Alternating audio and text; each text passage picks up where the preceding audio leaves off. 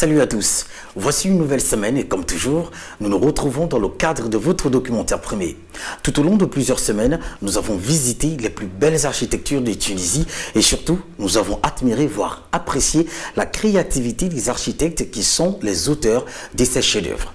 Aujourd'hui, nous ouvrons un autre chapitre de cette architecture et je vous promets que la déception ne sera pas au rendez-vous. Avant de vous plonger entre plusieurs immeubles et maisons, sachez que le principe du jeu reste le même. Si vous avez la réponse à notre question hebdomadaire, envoyez-la au 8877 en formulant 7A suivi de votre réponse. La question, la voici. De quelle profession s'agit-il dans le documentaire? A. Architecte. B. Chauffeur. C. Journaliste. Retenez que dans nos villes à la croissance galopante, le véritable défi des architectes est de rendre ces villes habitables. Beaucoup pensent alors que les architectes et les urbanistes nous ont oubliés. Pourtant, certains d'entre eux remettent aujourd'hui l'homme au centre de leurs préoccupations. Ils ne construisent pas seulement pour le plaisir esthétique, mais ils essayent tout de même d'atténuer les effets de la surpopulation. Bon voyage en compagnie des grands architectes du monde. Dans nos villes à la croissance galopante, le véritable défi des architectes est de rendre ces villes habitables.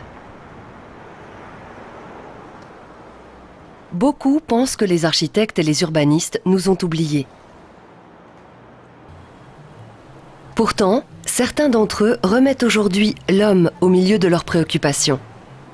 Ils ne construisent pas simplement pour le plaisir esthétique, mais essaient d'atténuer les effets de la surpopulation.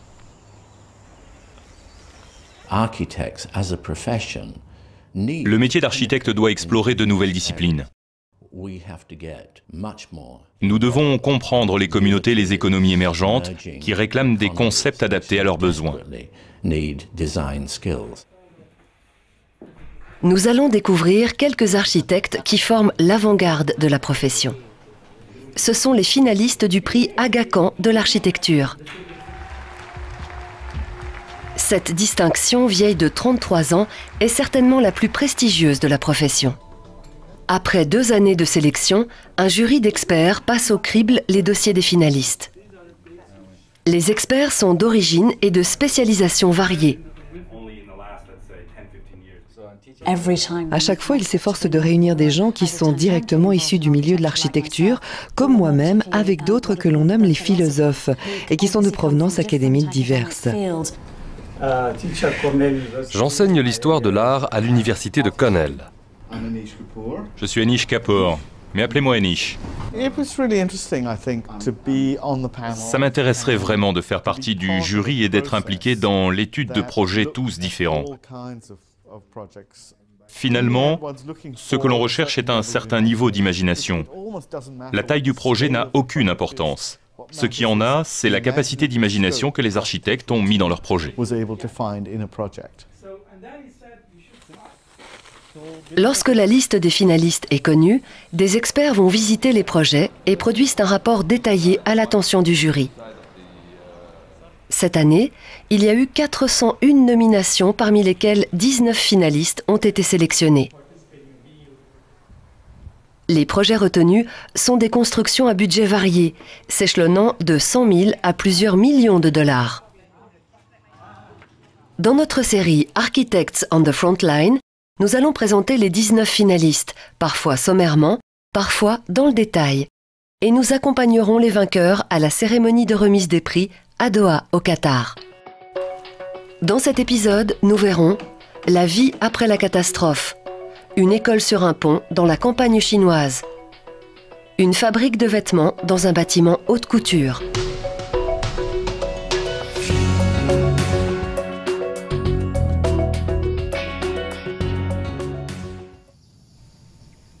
Créateurs de bijoux, John et Cynthia Hardy se sont installés à Bali en 2005 avec leurs enfants qui étaient scolarisés auparavant à l'école Steiner de New York. Nous souhaitions que nos enfants continuent de recevoir l'éducation de qualité qu'ils avaient reçue auparavant durant 6 années. Mais à Bali, la plupart des écoles sont plutôt de type traditionnel. Comme nous venions de vendre notre affaire de bijouterie, nous avons pensé intéressant de réaliser un dernier beau projet ici à Bali. Notre idée était d'offrir aux jeunes enfants une éducation holistique qui prenne en compte les problèmes d'aujourd'hui, en particulier le réchauffement et les changements climatiques. En réalisant leur école écologique, John et Cynthia ont apporté la preuve qu'il n'est pas nécessaire d'utiliser des bois chers et rares pour édifier de magnifiques constructions. John a choisi un matériau généralement jugé inapte à des constructions de grande envergure, le bambou. Le bambou est une herbe et il pousse à la vitesse d'un train. En 2 mois, il atteint sa taille maximum. Il pousse où d'autres plantes ne parviennent pas à pousser. À poids égal, il est plus résistant que l'acier. C'est une plante magique.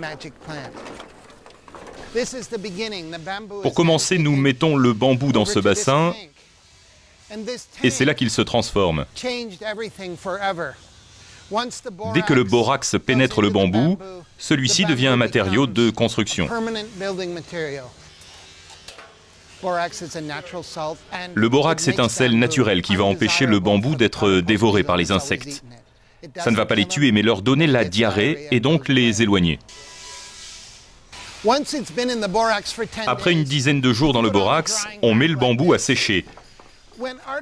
Les constructeurs choisissent chaque bambou en fonction de son utilisation. Je n'ai jamais vu un bambou laid et je n'ai jamais vu un beau bloc de ciment. Le choix s'est imposé.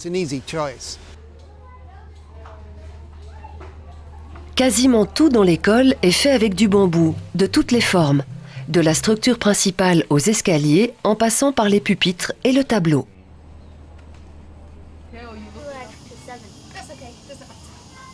Il n'y a pas d'air conditionné, mais les élèves peuvent se rafraîchir dans une bulle faite de canevas et de latex. La bulle, les gens aiment travailler à l'intérieur parce qu'elle est en quelque sorte gonflée et quand il fait chaud à l'extérieur, on peut insuffler de l'air frais à l'intérieur.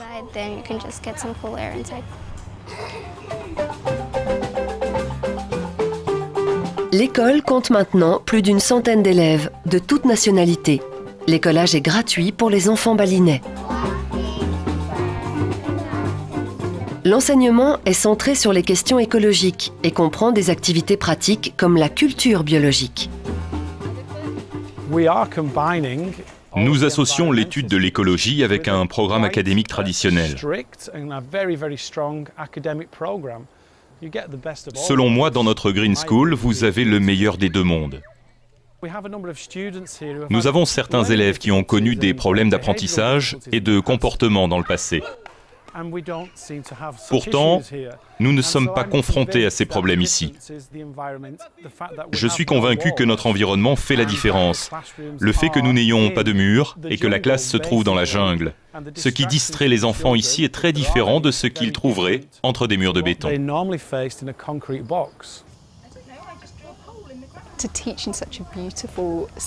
Enseigner dans cet environnement, c'est merveilleux.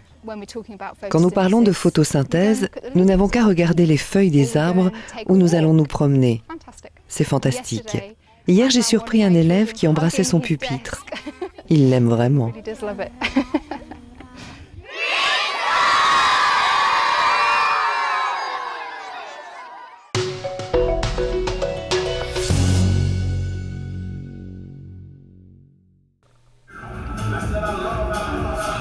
Les habits ipekhiol sont à la mode dans la Turquie d'aujourd'hui.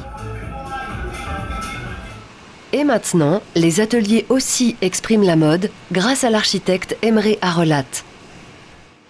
L'idée d'Arolat a été de réunir sous un même toit la fabrication et l'administration afin d'améliorer la vie de l'entreprise. Je ne prétends pas qu'un architecte peut changer le monde. Mais avec quelques aménagements, on peut inciter les gens à se poser plus de questions. Nous devons déjà être contents avec ça.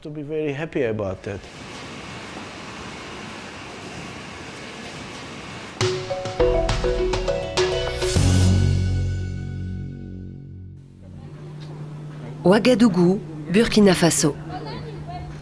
Selon le classement des Nations Unies, il s'agit du 3e pays le plus pauvre du monde. Et pour certains, c'est encore plus dur que pour d'autres. Les femmes et les fillettes sont victimes de discrimination au Burkina Faso. On trouve 2 fois plus d'illettrés chez les femmes que chez les hommes. Et les filles ne représentent que 40% des élèves. Même la loi avantage les hommes.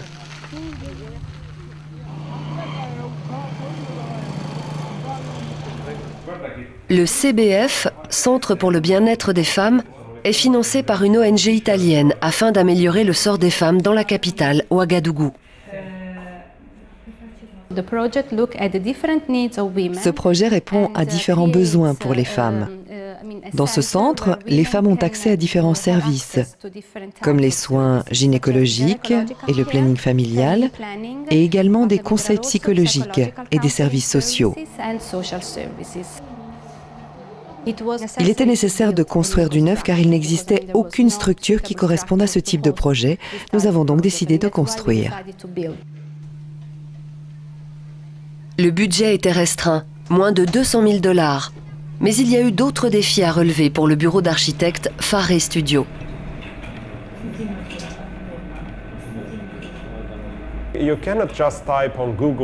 Vous ne pouvez pas taper sur Google « matériaux Burkina Faso » et trouver la liste des produits. Vous devez aller là-bas, où de temps en temps ils réunissent dans un hangar divers matériaux et vous devez utiliser ce qui est disponible. C'est pour cette raison, entre autres, que le toit du bâtiment est construit en toile de PVC, car nous devions nous satisfaire de ce que nous avions trouvé.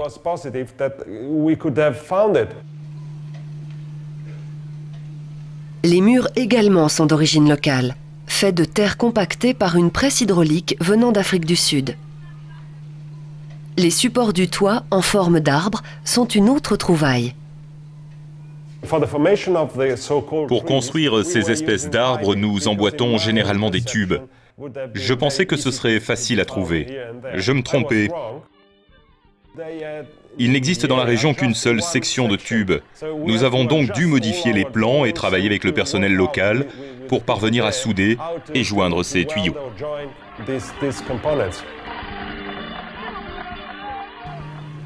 Les températures extrêmes représentaient un autre défi. À Ouagadougou, elles grimpent souvent au-dessus des 40 degrés. L'air conditionné n'a jamais été une option. Cependant, la position élevée du bâtiment, la ventilation des corridors et le toit surélevé maintiennent l'intérieur au frais. Les murs, en terre compressée, ont été recouverts de plâtre coloré sur lequel on a peint des slogans en plusieurs langues. Le centre est très beau et très attirant. Oui, les couleurs que nous avons est très visible. Il y a cette très grande visibilité du bâtiment qui est là et très imposant. Je pense que le bâtiment est très beau. Avec une équipe de 15 personnes, le centre offre des soins à plus de 1000 femmes par an. Au-delà de son rôle d'assistance, le bâtiment est devenu le point de rencontre de la population locale. C'est le seul espace public disponible à des kilomètres à la ronde. Nous ne l'utilisons pas que comme centre médical, mais il est également le théâtre de mariage ou autres événements.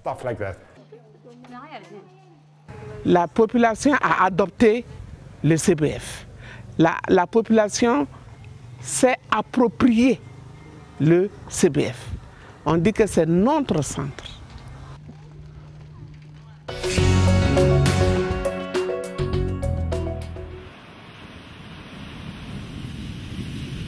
Le tsunami de 2004 a tué plus de 200 000 personnes et semé la désolation dans les villes et les villages côtiers. La reconstruction, réalisée avec les fonds de l'aide internationale, a souvent été qualifiée de trop uniforme et de construction bon marché. Cependant, il y a quelques exceptions.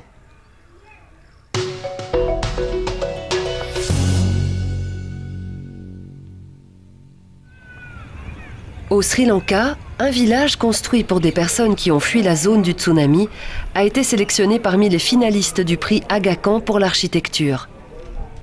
Dessiné par le bureau anglais Suzy Platt, le centre communautaire de Yodakandia comprend une école maternelle, un centre médical, une librairie, ainsi que des terrains de cricket et de volley-ball.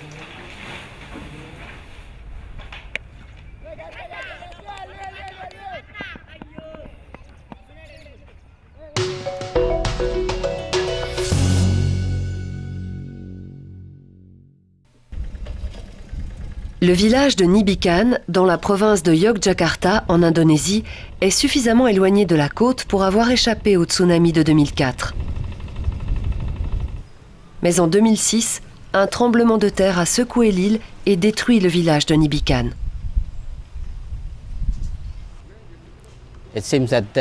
Apparemment, ils ont tout perdu. Mais ce n'est pas exact. Ils ont conservé bien des choses, leur culture, leur foi dans la vie et leur technique de construction. Au lieu de simplement reconstruire les maisons modernes de mauvaise qualité qui existaient ici, l'architecte Eko Prawoto s'est inspiré des méthodes traditionnelles indonésiennes de construction. J'ai fait des croquis de la structure et nous avons récupéré les matériaux des ruines pour construire une maison simple. Le modèle que je propose est un 3 chambres, flexible, avec un toit de forme traditionnelle. Je pense que c'est tout à fait adapté au climat tropical et aux fortes pluies. Les habitants affirment que les nouvelles maisons sont plus agréables à vivre et ils dorment plus tranquilles grâce à des techniques de construction antisismiques. Nous avons suggéré d'utiliser des plaques de fibres de verre ondulées et Eko a accepté. Quand la terre a tremblé à nouveau, nous nous sommes sentis en sûreté.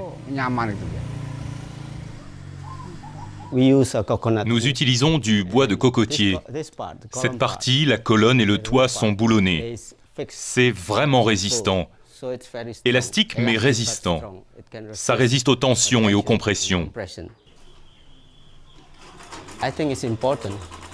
C'est important pour les gens de ne pas se sentir dans la maison d'une victime de catastrophe. C'est une maison normale. Les 65 premières maisons ont été construites en à peine 90 jours par la communauté elle-même, dirigée par leur chef, Mariono.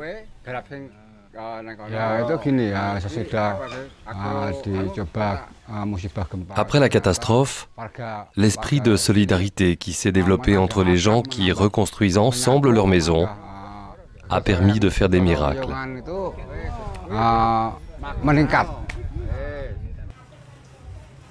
Aujourd'hui, on a construit 110 maisons pour 296 personnes et pour un coût moyen de $900 par maison. En tant qu'architecte, j'aide la communauté à construire des maisons plus solides. Ensuite, ils ont la liberté de l'améliorer et de la décorer. Celle-ci, par exemple, on voit combien ses habitants aiment cette maison. C'est important qu'ils puissent la personnaliser.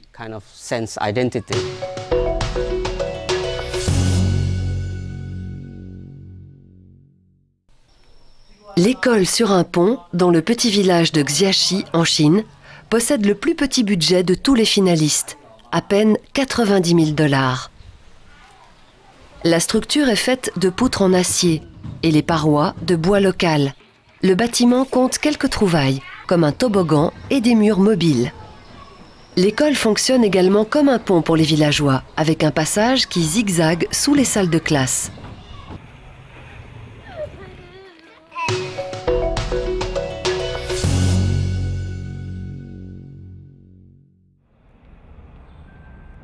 À l'opposé de l'école sur un pont en termes de budget, voici la UBA, l'Université américaine de Beyrouth. Le campus surplombant la mer a été totalement transformé. On y a ajouté une école de commerce, un centre sportif et un réseau de chemins couverts. C'est une superbe université. C'est vraiment beau, magnifique. C'est tout en verdure. Et la verdure, pour moi, c'est le meilleur environnement.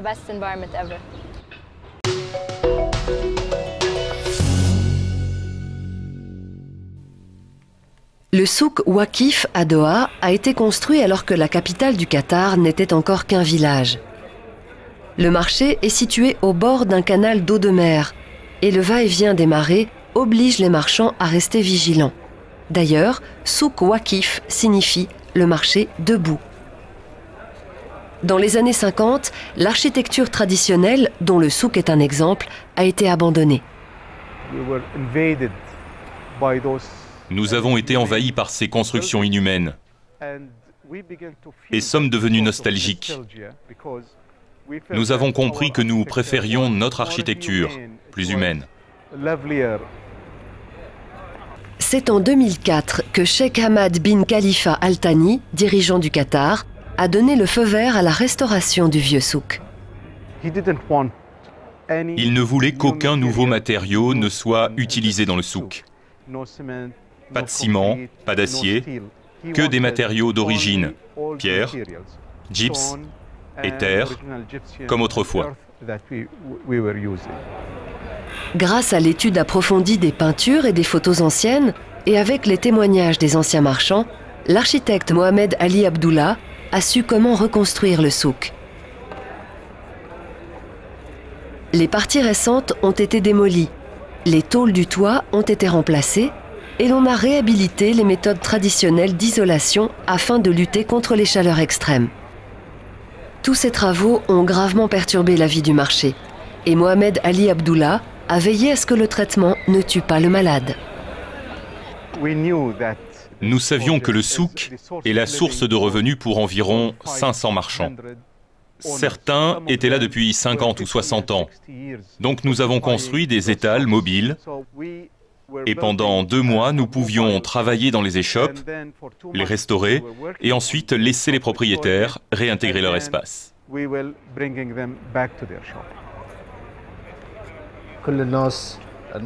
Au début, nous avons dû fermer nos échoppes et nous nous sommes plaints. Ensuite, nous avons compris que nous en tirerons avantage. Au début, personne n'est venu, mais maintenant les gens viennent de tout le Qatar et du monde entier, rien que pour visiter le souk. Préserver les marchands, les hommes qui occupent ce lieu, est aussi important que de préserver les bâtiments. Voilà qui vient mettre fin à ce programme de ce jour. Avant de vous donner rendez-vous pour la semaine prochaine, je vous rappelle la question qui peut-être vous fera gagner par tirage au sort un écran plasma de 60 pouces 3D d'une résolution de 1080 Full HD avec connectivité Wi-Fi d'une valeur, alors écoutez bien, d'une valeur de 2 753 450 francs CFA. De quelle profession s'agit-il dans le documentaire? A. Architecte. B. Chauffeur. C. Journaliste. Au revoir et à très bientôt.